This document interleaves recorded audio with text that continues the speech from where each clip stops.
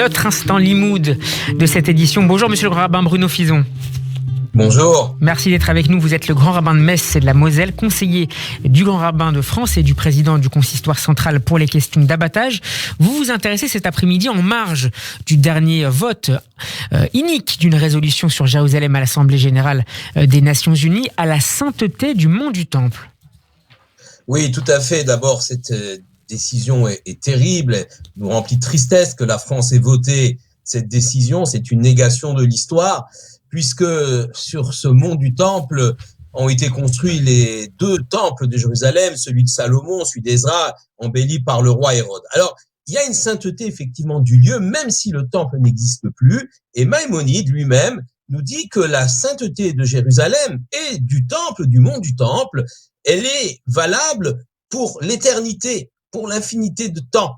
Alors, il est contesté par d'autres décisionnaires, mais un peu plus tard, le Khatam Sofer, Rabbi Moshe Schreiber, explique, nous sommes au 19e siècle, il explique que c'est Shahar HaShamayim, c'est la porte du ciel, comme on le voit d'ailleurs avec le fameux rêve de l'échelle de Jacob. Et un autre auteur, Rabbi Yaakov Enden, nous dit que lorsque l'on prie, on fait sa Shmoneh Esrei, on se tourne vers Jérusalem, mais il faut avoir la kavana, l'intention de se tourner vers le mont du Temple lui-même. Est-ce qu'on peut y monter? Quel est le débat au niveau halachique pour aller justement sur ce mont du Temple aujourd'hui?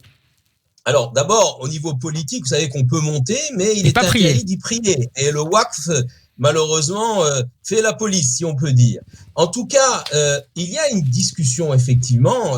On sait que le Rav Kook ne l'avait pas permis, mais dans certains contextes. Et c'est des héritiers spirituels, ou mentionnistes religieux, eux le permettent. Ils disent qu'il y a une mitzvah de Yishuv Haaretz, c'est la mitzvah de s'installer dans le pays, de Kivush Haaretz, de reprendre le pays. Et quel endroit plus saint que ce mont du Temple pour le peuple juif? C'est la position du Rav Yitzhak Ariel, par exemple, du Rav Shlomo Goren, de mémoire bénie, du Rav Eliezer Waldheim. Et face à eux, d'autres rabbanis nous disent non, certes, la sainteté du temple, du mont du Temple, elle est sacrée, et c'est évident, mais on ne doit pas y aller parce que on n'est pas en état de pureté. Il faudrait faire une tevila, aller au mikvé avant, et tout le monde ne le fait pas parce qu'il y a des endroits qui sont interdits ou sur lesquels on ne peut pas pénétrer. Le Saint des Saints, on ne sait pas trop où c'est, donc on ne peut pas y aller. Et puis, on va perdre la crainte de ce lieu si fort et si important. Donc, eux, ils interdisent la montée sur le mont du Temple. Il s'agit des grands de Bnei Brak, le Rav Eliashiv de mémoire bénie, mais aussi les grands rabbins d'Israël, l'actuel Rav Yitzhak Yosef et aussi le Rav David Lau, qui déconseillent, même interdisent de monter sur le mont du Temple. Alors, il y a deux visions possibles, chacun se déterminera, mais ce qui est vrai, c'est que la sainteté du mont du Temple, elle est immuable et nous y tenons, nous, peuple juif, plus que tout.